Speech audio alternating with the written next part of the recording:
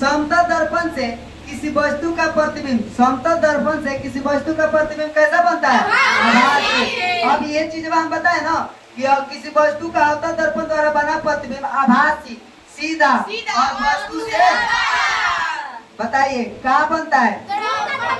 ध्रुव तथा मुख्य फोकस के बीच, ध्रुव तथा मुख्य फोकस के बीच। कोई दिक्कत है? नलायक को समझ में रहे ना? देखो कहा उसका ध्यान है, इधर उधर ध्यान है, बहुत लंबा चौड़ा सोचता है, पानी सना सोचता है।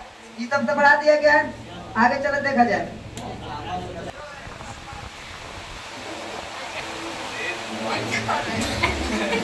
देखे कि उत्तल दर्पण द्वारा बना प्रतिबिंब कैसा होता है? सीधा। उत्तल दर्पण द्वारा बना प्रतिबिंब सीधा। अवतल दर्पण में आवर्धित कलापनिक, आवर्धित कलापनिक प्रतिबिंब बनाने के लिए वस्तु को कहाँ रखा जाएगा? फोकस के अंदर, फोकस के अंदर। अब बताइए कह देगा कि फोकस के अंदर किस वस्तु के, फोकस के अंदर कौन वस्तु का रखा जाए, किस दर्पण में रखा जाए ताकि आवर्धित कलापनिक प्रतिबिंब बनेगा? कोई दिक्कत है? अवतल दर्पण में आवर्धित कलापनिक प्रतिबिंब बनाने के लिए वस्तु को कहाँ रखा जाएगा? फोकस के अंदर, फोकस के अंदर। एगो ईर्घा एगो वीर घाट मत बोलो, जौन बोलना है एकदम लय में बोलो, ठीक ठाक लगे, समझ में रहना।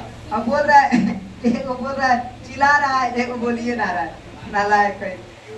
अवतल दर्पण में आवर्धित कलापनिक प्रतिबिंब बनाने के लिए वस्तु को कहाँ रखा जाएगा? फोकस के अंदर।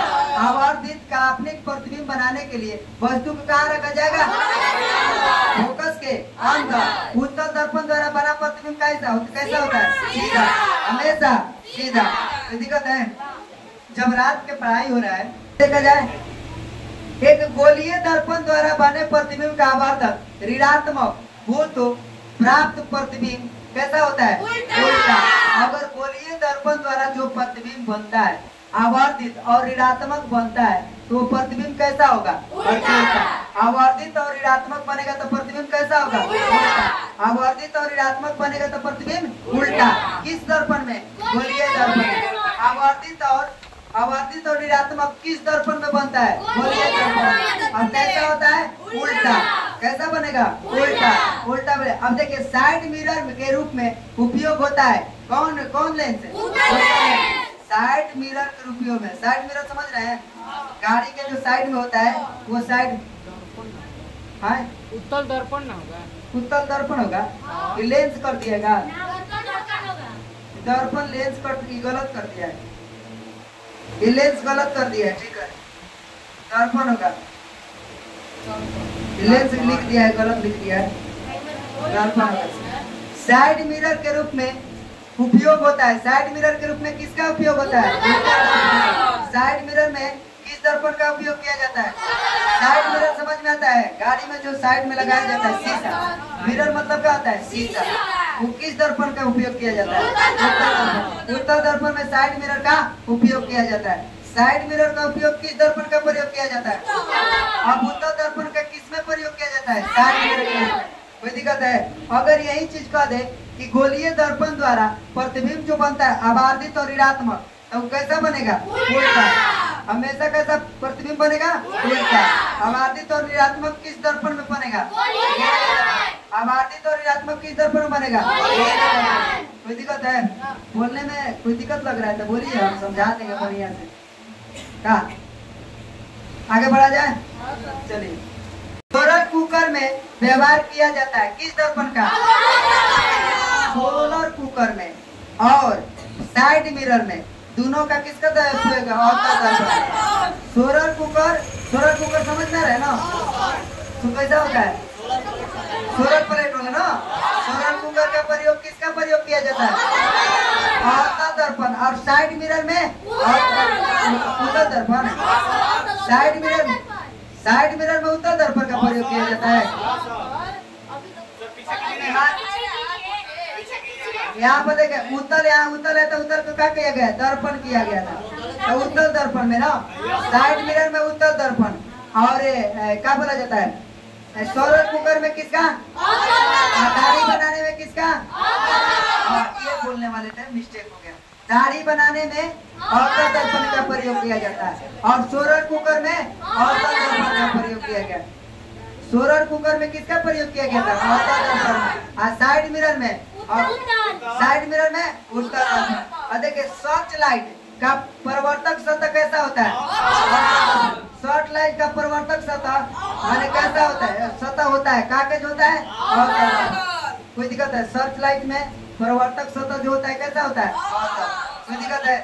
दाढ़ी बनाने में किस दर्पण का प्रयोग किया जाता है? सोलर कुकर में और साइड मिरर में उत्तल दर्पण। कोई दिक्कत है?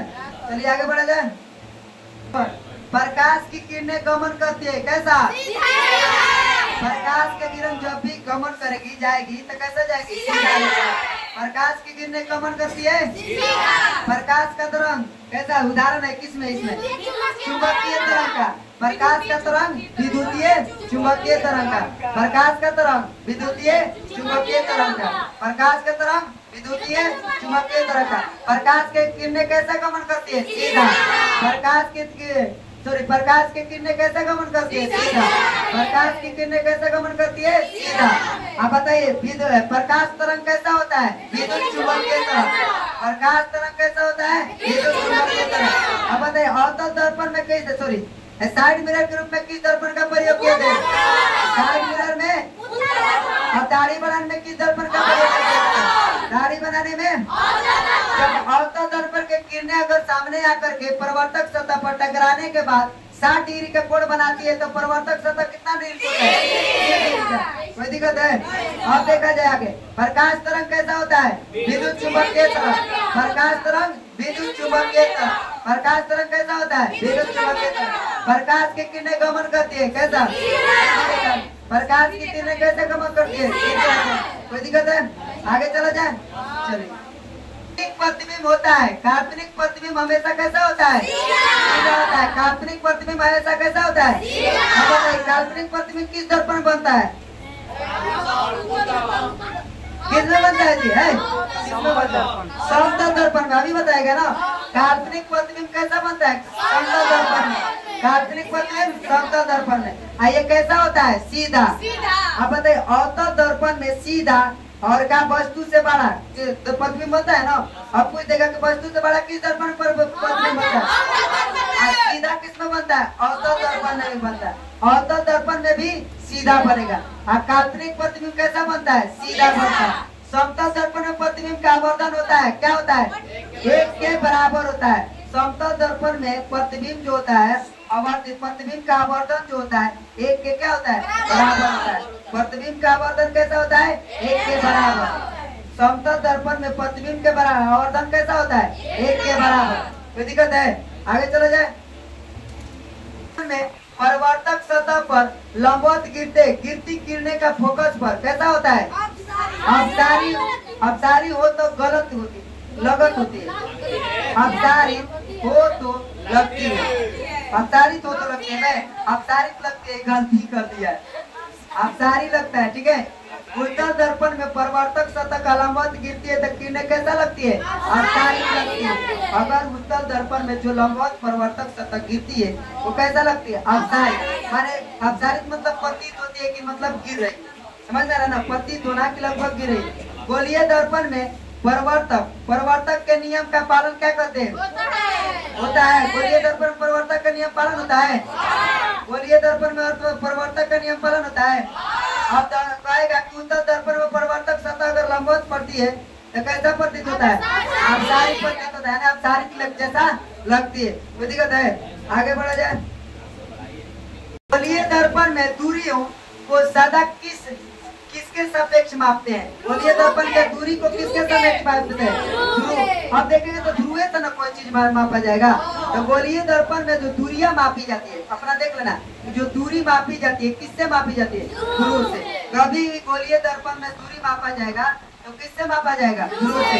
गोलीय दर्पण में दूरी किससे मापा जाता है? ध्रुव से। अब अनंत पर स्थित किसी बिंब का प्रतिबिंब अवतल दर्पण के फोकस पर बनता है तो उसका आवर्धन क्या होगा? आवर्धन ए बराबर 0। ए बराबर 0 लिखवाया गया होगा शायद। आवर्धन के नियम बताया गया होगा कि ए बराबर 0 होता है। यदि अनंत पर किसी स्थित किसी बीम का प्रतिबिंब अवतल दर्पण के फोकस में बढ़ता है तो इसका आवर्तन क्या होगा? m बराबर 0। आवर्तन जब होगा तो m बराबर 0। m बराबर 0। चलिए अब आज के लिए इतना ही काफी। कल से